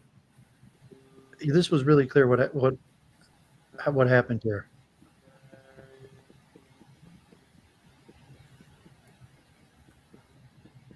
Okay, some of the computer. Okay, so. Okay, so I guess you just have to play Queen E4 here. And so this is just a losing move, H7. So this happened on the board. I mean, Stubenfisch, you had a lot of time. I mean, relatively a lot of time. And I guess this is just a blunder that you missed that H7 was winning. Yeah. Yeah, because we were shocked. Like all of a sudden, like we just thought, like, okay, you had this game easy, and then all of a sudden, when Horus played H7, it's like, is that winning? And it is.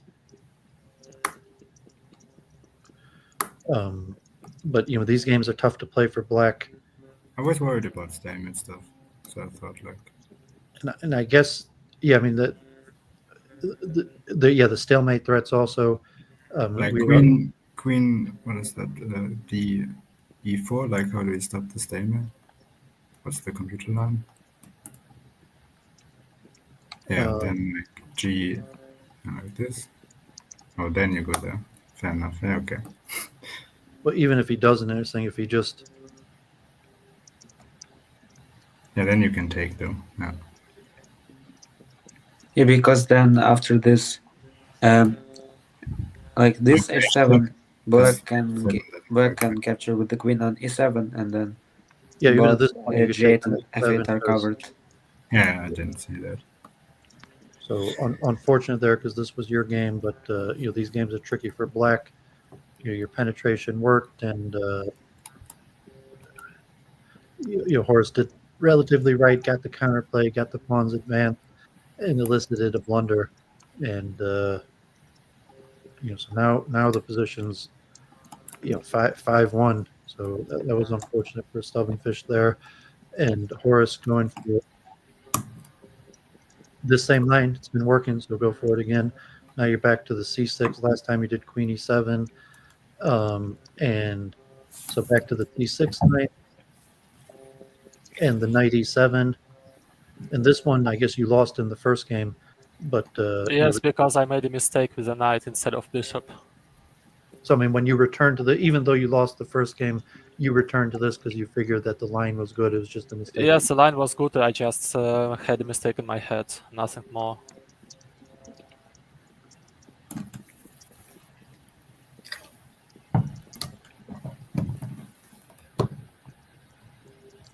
Castles.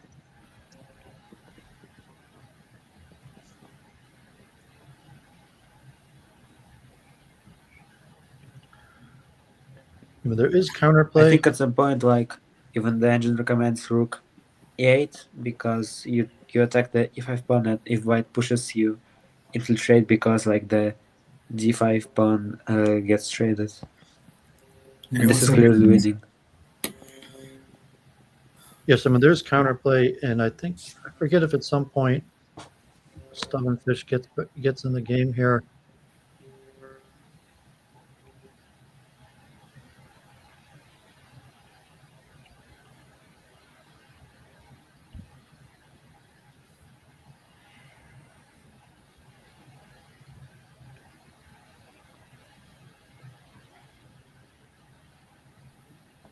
And then around this point, it's clear that black is completely winning.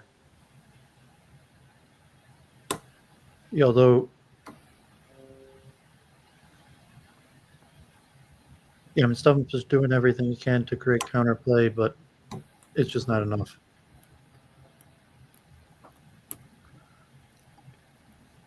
Okay, so Horus's bishop b6. I mean, I guess saying the world championship. This was the year that the bishop b6 line won the championship, and so here's Stubenfisch. I guess playing somewhat the main line. Yeah, and like I think the last time we saw this e5 d5 in the match, black took on f5, and now black took on g5. So it's kind of a different approach. Yeah, I mean, either there's different advantages or disadvantages to take on f5 or e5 or d5. Taking on f5 is about the same. To be honest, like both moves are winning for black, obviously. You can see in the opening book that taking on f5 has a much higher win rate than d5, but yeah, they're both fine. Slightly different nuances. And then here I was expecting knight e7, knight c6, but that bishop maneuver also worked. I didn't saw it right away.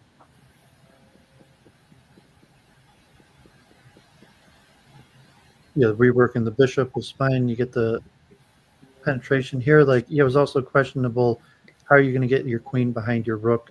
Yeah, and I think I mentioned that I was expecting b6 because b6 is most logical here. Yes. yeah, because if you go b5, like white pushes to c5, and then it's a strong pawn in the counterattack. Yeah, or even knight a6. So something goes wrong here.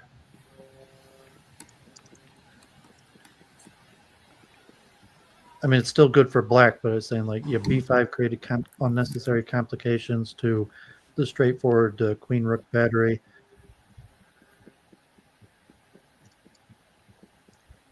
But still, yeah, you choose f6 here. Whether that, By the way, I think here black should have gone for the infiltration or something like. What does Stubenfisch recommend? Queen b6, then b3, b3, queen then queen a6, a6, a4, queen b7, and then probably and then the bishop takes a4. Yeah. So here black can't even infiltrate without sacrificing the bishop. Yeah, but Interesting. I guess you figure f6 was a safer setup for the king, preventing the kingside attack. And then, it's kind of like stumbling at this point. If you're going to sacrifice the bishop and go for the infiltration, the quicker you Yeah, and then better. you can see white lost a pawn on a5. I think that was a mistake. No.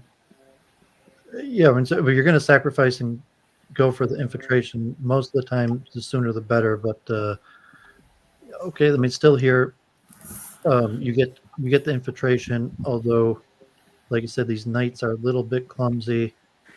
Yeah, and in this position, I said that you should go for this pawn standing on dark squares because, like, the whole white structure is dependent on dark square pawns, so you have to take on e1, d2, e3. But Yeah, I mean, I was surprised Stubenfisch went for the h1 pawn. Well, I saw the time here, so I just said Stubenfisch was choosing to keep Horus under time pressure than to use his time and find the best move. And But it's rather Horus under time pressure. Yeah, I mean, you can see here his Stubben is 144 and Horus is 10 seconds. So Stubben's making these moves very quickly. But yeah, I mean, Queen XE1 is probably better. I mean, here White's just winning, but yeah, I mean, here something goes wrong, seriously wrong. That yeah, you had to escape with the queen. Yeah, so just the time pressure strategy. Yeah, I blundered. Okay, so just keeping the time pressure on worked and elicited a blunder. Yes, so actually we could have seen 7-1. But so here we have the last game. Horus is black, and instead of going into the same bishop b6 line, Stubben chooses to blunt the penetration with the quick b6. Okay, and there's two options here. You could take on e5 or c5. No, I think in this position, like taking on c5 is the only way because you can take on e5 right after white goes b6, but not here. Yeah, like if black chooses to capture on c5, they have to capture that to the end. Yeah, sorry, that was just wrong there. I actually see that I have a game against Stubenfisch. And then I remember, like years ago, in some outdated study covering this opening, it wasn't recommended to push like d4 because then your pawns on the d5 go too far, you know. So Did you you had to prepare like this? I'm play it just more saying, safe, and the pawn should have been on d3 I see that Stubb somehow. and Horus had played this exact line um, in the last few months, where Stubenfisch was winning this with white.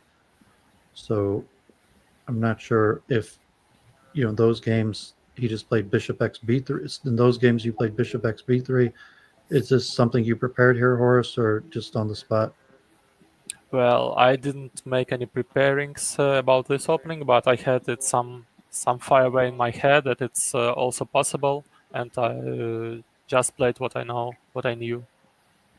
Okay, well, I'm saying the last you had played Stubenfisch in this exact same line and played something different here. Yeah, but Yeah, but I there's but I bullet don't open. really remember these games. It's also very different in bullet than normal chess. Like b5 is very logical, but you maybe don't play that in bullet. If you don't Yeah, see and I it mean, that way. you might have played a worse move, but somehow it worked out for you. Or here, the computer is saying take the knight, not the bishop. I mean, the bishop's trapped, so it just looks like Stubbins' move here. Taking the bishop is the wrong choice. You should take the knight. And I'm not sure if you had a reason or fears here. I don't know what I was thinking. I thought he had to take the pawn, but at this point it didn't really matter anyway, so it was just coming up with stuff on the spot. Yeah, I guess I don't Yeah, know. queen takes, and I'm just completely lost. I mean, it's Queen X C4. Like Yeah, it I doesn't. also blundered. There's no reason not to take it, but it doesn't really matter. okay. And here, I mean, there's really nothing good. Yeah, and then I was surprised that you allowed this capture on c3 because, like, you should have taken on before, and then you have this infiltration. But white has a strong counterattack against knight and rook, especially because of that d6 pawn. But like this way, you just sacrifice the pawn for no reason. I don't know. Yeah, that playing D2 instead of trading. That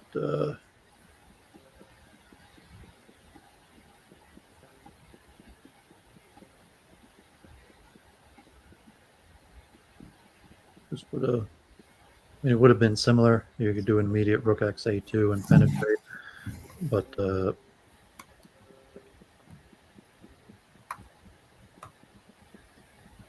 I was just hoping he wouldn't like wait and break through, because then I have more time with my pawns. That's why I didn't take the pawn on b4. yeah, I thought maybe that here you could play Queen B3, B6 and take on D4, and if he tries pushing the E3 pawn, then just He can infiltrate all the time, but like if I like the way I played this, I was just hoping that I get more time to move my pawns on the king side until he breaks through, but then he just didn't break through, but waited, which is better, obviously, but I was just hoping he would like. And here I was surprised that black wasn't going for this immediate infiltration. Like, yeah, that's my point. you know, at some point you could You have went shouldn't. queen a4 rook to the b file. I think this is better, like waiting is better. No need to break through.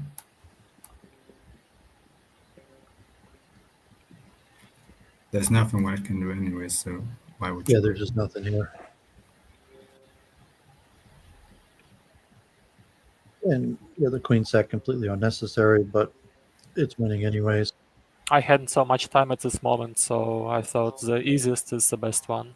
Yeah, I thought maybe he was just trying to be clever, but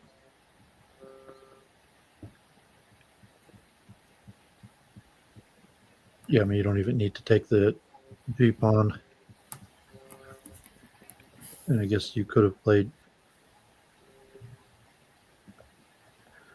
You could have played D7, but Yeah, it's still winning because like the king and rook can cover these 3 files on the queen side. okay, so there you have it. Congratulations again to Horus, and thanks to Nathaniel Dude for organizing this. Any plans? I was talking with Dude offline. You're mentioning, unfortunately, your numbers are down. You're trying to revive Horde. Keep it more active. So we definitely appreciate all the players for playing and joining the stream, going over the games. Definitely Horus, new theory, new lines, pushing the game forward. Congratulations. Unfortunately, Stubenfisch, like you've been a favorite from the beginning, from the first world championship. You've been right up there with the favorites to win it. But another time you made it to the finals. Sorry about that, but hope you stick with the game. You're definitely you're at the forefront of the game. Yeah, thanks. We'll see. Yeah, I wanted to ask, I think maybe the most important question. Are you two planning on coming back next year? I guess you met Matvei as well, if you're still here. Are you all planning on coming back next year? I don't know yet. Like I'll have to look if that fits in. But yeah, like maybe right now I'm not in the mood for Horde, but still a long year to go. So yeah, maybe. Yeah, my Horus Okay, and Matvei put a lot of work into the game. So, I mean, Stubben even being one of the best, it's the diminishing return. Like, how much did you really want to prepare and study just to be, just to win the championship? As where the newer players are coming up and working really hard. Sorry, again, please. Oh yes. Do you plan on playing again next year? I don't know. Yeah, Stuben said it correctly, and also where I'm from, and it's not the most stable country in the world. Let's see. I mean, as long Horde and chess makes fun, why not? Yeah, we could try to raise a few dollars. I mean, it wouldn't be even if we raised $500 or something. Like maybe you would have got $100 for something, but. There's also leagues or I mean, you could try to push more, but the interest and try to encourage new players. But props to all the players. I mean, any final words from anybody? If all any dude, if you got anything, or we just go down the line and close it off, letting anyone say any final words. Yeah, I I'd like think, to. You go ahead. okay, I think like in the next year, as long as I don't get bored with art, as long as I enjoy it, I will like try to progress.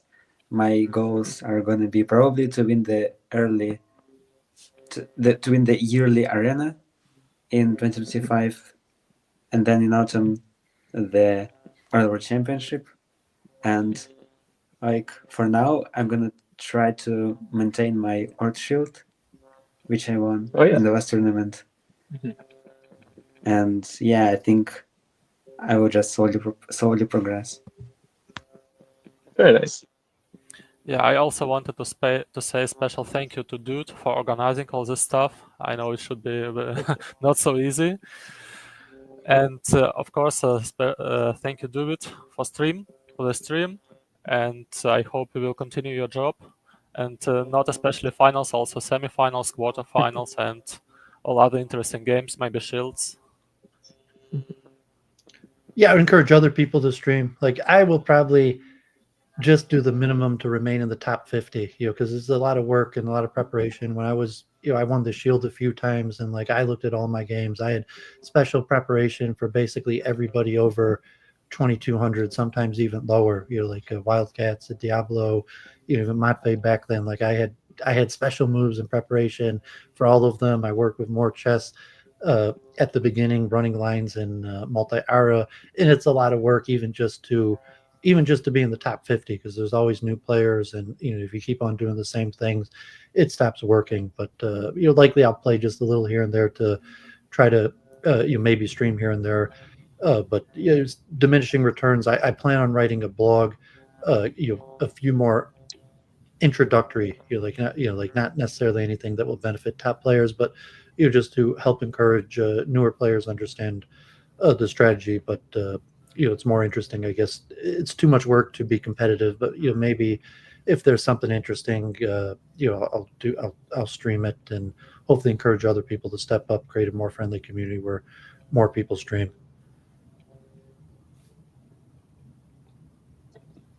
Yeah, I also want to thank both of you, David and Nathaniel, it's really great that you're organizing such events and streams, because there are strong players, but they usually remain anonymous, like they don't upload any kind of content, or they rarely organize anything. Like I have my own art team, you know it, like World of Horde. I sometimes organize tournaments, but like organizing an official event, I mean, it takes a lot of time, I guess, and organizing streams, yeah, it's also a thing I appreciate.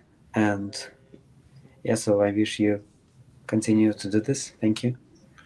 This is Shock Trainer in the chat. He messaged me and he said he's done a lot of research on the Rook Shuffle.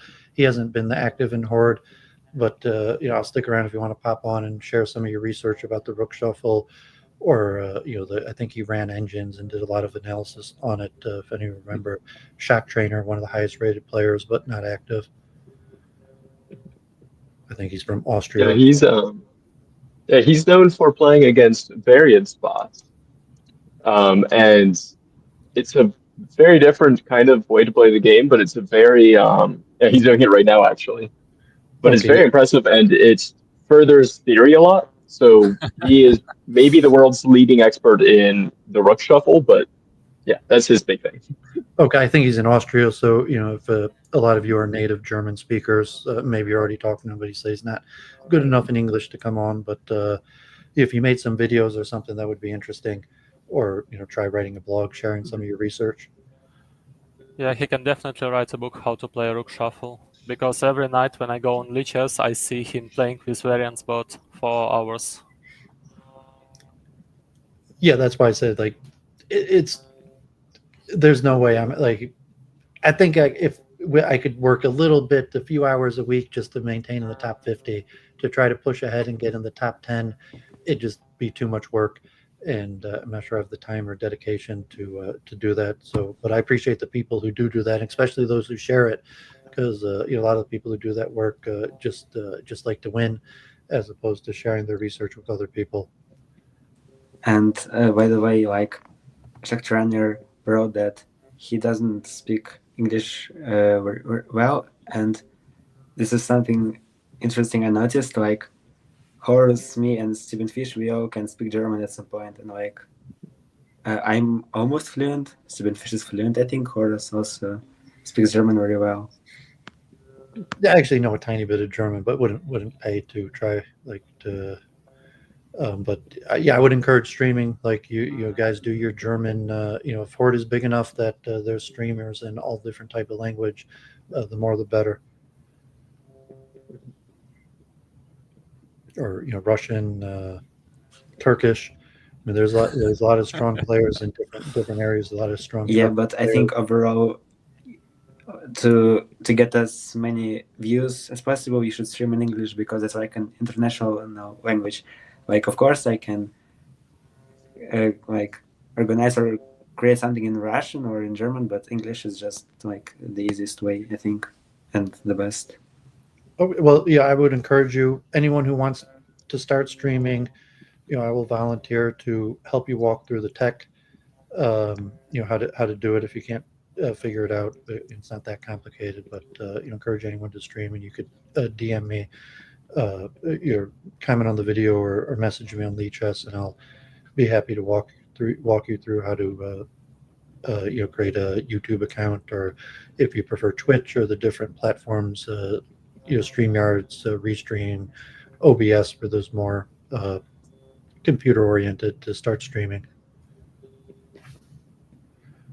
Okay, so if anyone has any last comments, or else I guess the wrap it here. Was a great championship, and appreciate everyone participating. Definitely appreciate everyone coming on the stream and promoting the game, and putting the competition beside us to just promote the game and share our thoughts.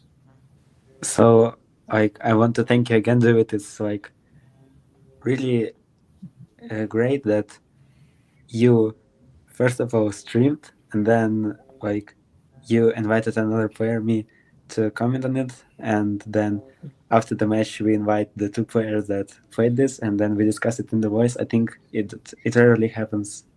and even to publicly put aside my ego and admit that you're better than me.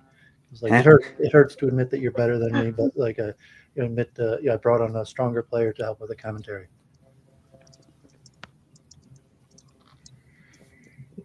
Okay, so Yeah, that was amazing. Champ. Yeah, guys, thank you. It's been fun and amazing. Okay, I appreciate you joining too, Stubbin. Any final words? Yeah, thank you, and congrats to Horus. Thank you, Stuben. Okay, Grüße Dank, sei gesund.